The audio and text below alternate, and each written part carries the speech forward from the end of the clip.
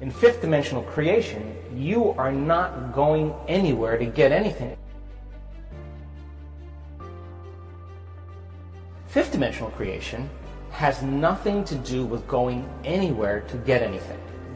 Because if you combine a clear intention, a coherent thought, coherent brainwave pattern, with a coherent heart, moving into that elevated emotion, thoughts are electric and feelings are magnetic.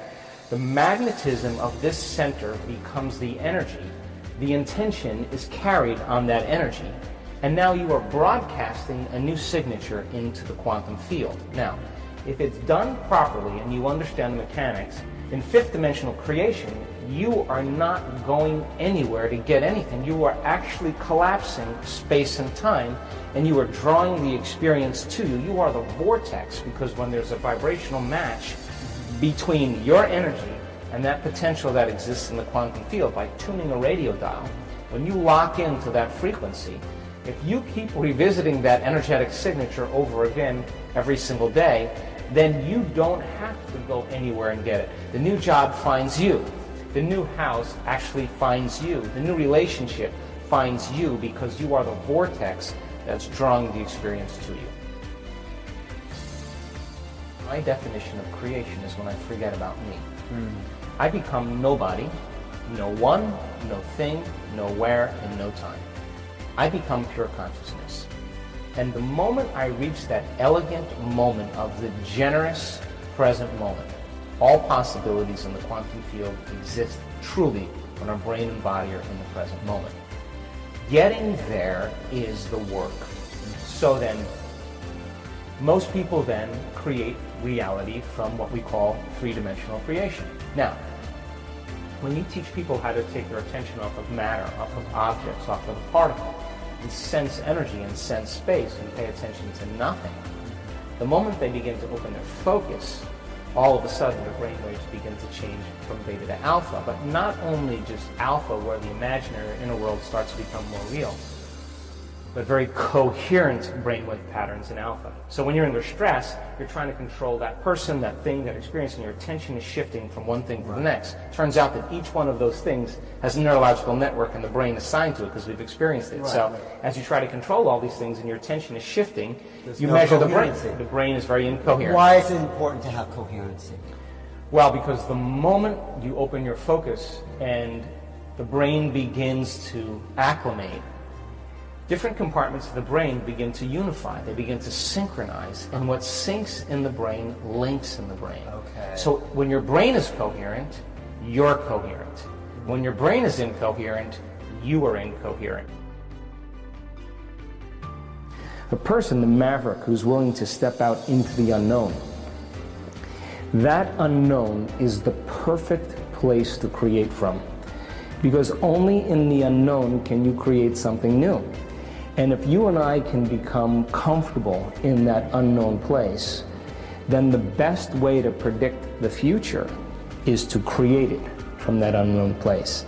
Now, when people start crossing the river of change from the old self to the new self, because they're no longer thinking, acting, and feeling in the same way, there is literally a biological, a neurological, a genetic, a chemical death of the old self.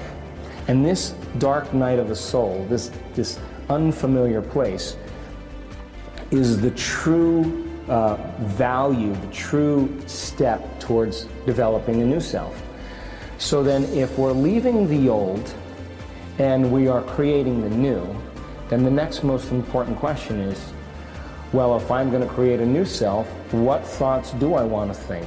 What behaviors can I plan? And as you begin to image and rehearse a new way of being, you're changing your brain and body neurologically and biologically. That's the neuroscientific model of mental rehearsal. And as we begin to remind ourselves who we no longer want to be, and we remind ourselves every day of who we do want to be, there'll come a moment where we begin to silence the circuits in our brain that are connected to the old self and inhibit the chemicals that reaffirm the same identity. and then begin to fire and wire new circuits in our brain that begins to install the neurological hardware that begins to create a level of inspiration where we start seeing new possibilities. We see a new landscape. We see a new horizon. And that person who crosses the river of change then, all of a sudden has new opportunities in their life. In this field that I came upon a clue which has enabled me to help millions of people to find their earthly destinies. I want to describe my discovery in the simplest terms possible, because it will reveal to you why it is true that whatever the mind can conceive and believe, the mind can achieve, regardless of how many times you may have failed in the past or how lofty your aims and hopes may be. I caught my first fleeting glimpse of the profound law which provides the means by which we may choose our own purpose in life and attain it, while I was being coached by Andrew Carnegie during the organization of the Science of Success philosophy. I had just finished telling Mr. Carnegie that I feared he had chosen the wrong person to give the world the first practical philosophy of personal success because of my youth, my lack of education, and my lack of finances. Well, at this point, Mr. Carnegie delivered a lecture that I shall never forget, because it changed my entire life and paved the way for my helping to change the lives of millions of people, some of them not yet born. Let me call your attention to a great power which is under your control, said Mr. Carnegie.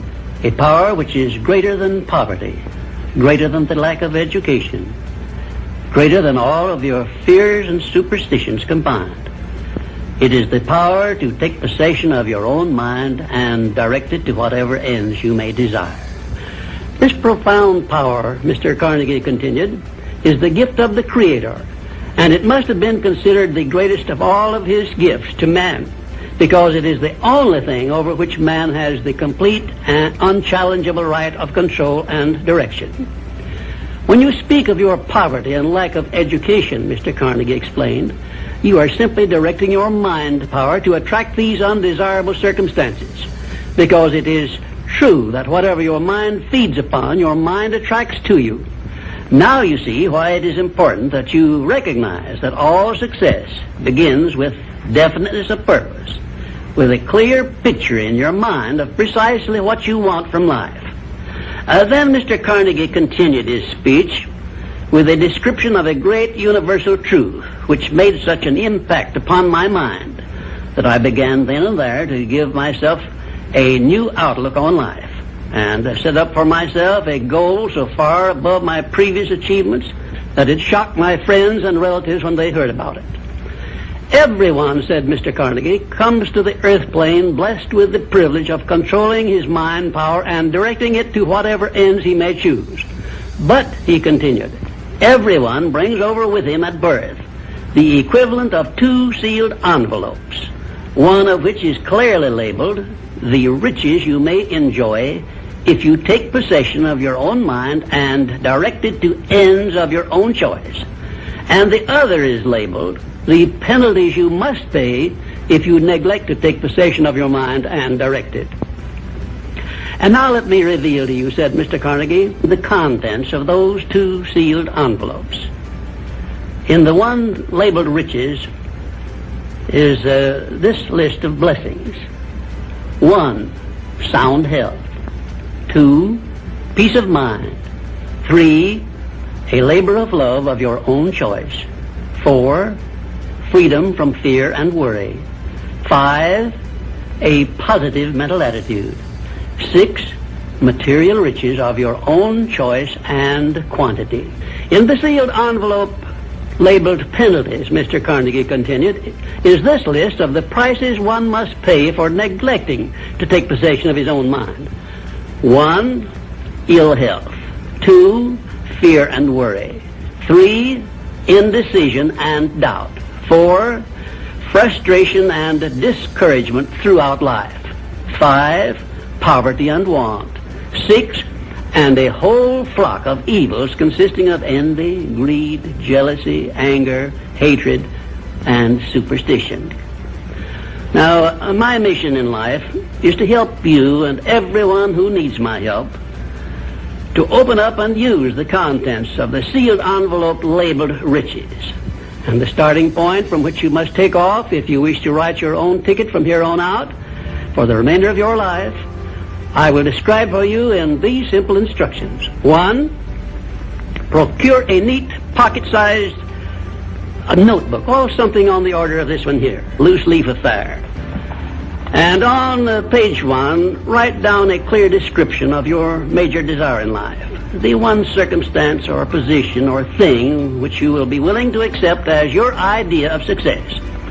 And remember before you begin writing that your only limitations are those which you set up in your own mind or permit others to set up for you. And 2, on page 2 of your notebook, write down a clear statement of precisely what you intend to give in return for that which you desire from life. And then start in right where you stand now to begin giving. And 3, memorize both of your statements, what you desire and what you intend to give in return for it. And repeat them at least a dozen times daily. And always end your statements with this expression of gratitude for the blessings with which you were gifted at birth. I ask not, O divine providence, for more riches, but more wisdom with which to accept and use wisely the riches I received at birth in the form of the power to control and direct my mind to whatever ends I desire. If you are not too successful or self-satisfied to accept and express this profound prayer, if you accept it and express it in the same spirit of humble sincerity in which I pass it on to you, a new and a better world will reveal itself to you. A world in which you will see reflected the circumstances and the things which you yourself have created. And now let me close this, our first visit, with my favorite expression of gratitude. O divine providence, I ask not for more riches, but more wisdom with which to make wiser use of the riches you gave me at birth, consisting in the power to control and direct my own mind to whatever ends I desire.